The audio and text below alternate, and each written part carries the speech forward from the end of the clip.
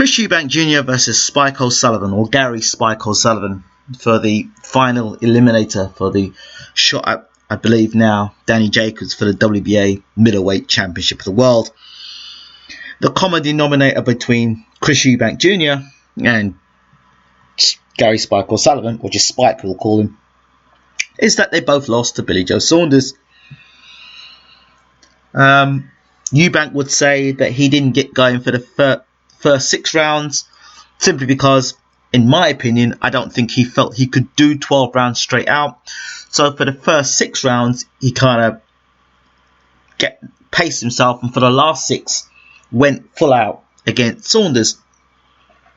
And I kind of felt that that strategy probably helped Chris Eubank Jr. rather than hurt him, in the sense that had he gone out full for leather in the first 6 rounds, like a lot of people thought he would, he may have gassed down the in the championship rounds and may have been stopped. We really don't know. Plus the fact that there are stories about Eubank Jr. really struggling to make middleweight, where he's really more of a super middleweight. So weight issues as well, who knows. Okay, the Chudinov fight. We saw Eubank go 12 rounds against Chudinov. Chudinov was very limited, came in straight lines, and some would say, well, Eubank Jr. is fighting now Spike O'Sullivan, who, you know, is probably limited himself in the way that he boxes. But I would disagree. But we'll go into that in a minute. He went 12 rounds with Chudinov.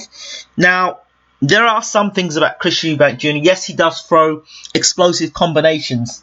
But even if you look at the Chudinov fight, he seems to smother a lot of his punches when he's in close. The other thing with Chris Eubank Jr. when he's throwing punches, he leaves his chin up in the air. And he is easy to hit. For all the movement that he does, he's easy to nail. And easy to nail with big shots as well.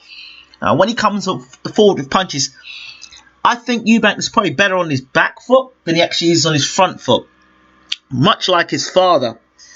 So, as for Spike O'Sullivan, again, the Anthony Fitzgerald fight, that's the fight that everyone kind of looks at and says, well, okay, you sparked Anthony Fitzgerald, Andy Lee couldn't do it, you know, and then they look at the way that Billy Joe Saunders completely outboxed Spike O'Sullivan.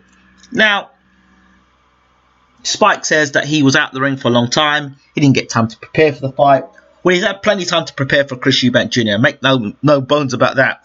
I think that he knew this fight was always going to happen. So when I met Spike, he looked in great shape and he looked ready to go. I don't buy into this that Spike's going to come in. Well, I hope he doesn't come in with his hands up, walking forward in straight lines. I don't believe that. If you look at the Anthony Fitzgerald fight, he had his hands down by his side, and he was able to give Anthony Fitzgerald a different look. So, it's of my belief, I actually think that Spike's going to do completely opposite of what he's been telling everybody he's going to do, which is to go out there and knock Chris Eubank out. I think what he's going to try and do is box off the back foot in this fight, try and make Eubank come forward, and then land counter shots. Because I believe Eubank is suspect when he comes forward. He tends to overreach with his punches, and there are a lot of vulnerabilities and a lot of weaknesses there. Yes, he's got a good chin. Yes, he seems to be pretty strong. Is he a power puncher? Well, that still has to be questioned. You know, against Tony Jetters, yep, he looked good there. But that's a 40-year-old. And, you know, Jetters have beaten nobody of note on his record. So, you know, even Eubank himself admitted that wasn't a fight to really look at. And the other question you've got to ask yourself is, if you take away Chris Eubank, the father, take that away, right? And all that noise in the background, and just look at Chris Eubank Jr. Or just look at him as Joe Bloggs and just analyse his boxing ability. He's not a fantastic fighter, but it's because he's got that Chris Eubank aura about him. A lot of it is because of what his father achieved. If his father wasn't a very good fighter, you wouldn't look at Chris Eubank Jr. that way. And I think a lot of his credit comes from his dad.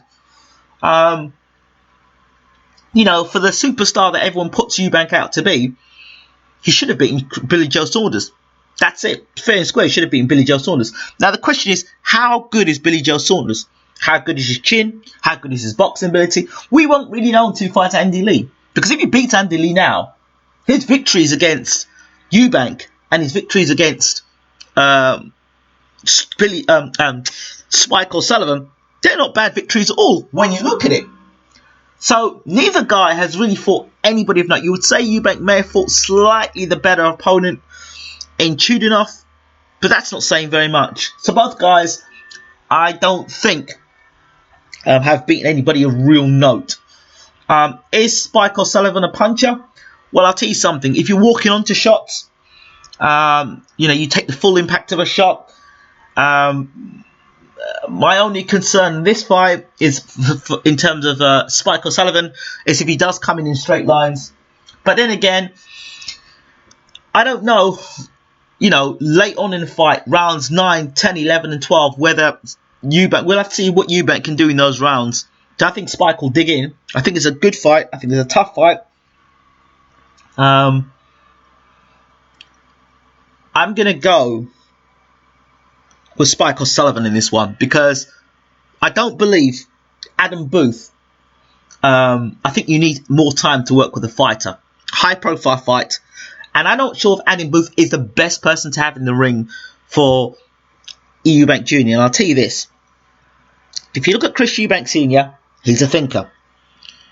And you've got Ronnie Davis, who Eubank really didn't listen to in his fight against Saunders. And had he listened to those two trainers, possibly he would be champion today. And then you've got Adam Booth, who is a thinker. He's a philosopher. He's more of a philosopher in the sense that he's a thinker. And I think too much thinking isn't good. Eubank's a thinker. Eubank Jr. is a thinker. And Booth's a thinker. So that strategy is great. But when the punches start flying and emotions are going, all that thinking is going to go out the window, and it's going to be just down to heart and guts and determination. Has Eubank Jr. got a great jab?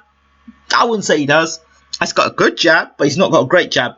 Has Spike Sullivan got a great jab? Don't think Spike Sullivan's got a great jab either. So, both guys, punch power, we'll have to see. But in terms of vulnerabilities, Eubank is very vulnerable when he comes forward and he's throwing punch. Even when he's throwing combination punches, he tends to leave his chin up in the air. I don't know how much technical difference Adam Booth can make in the time.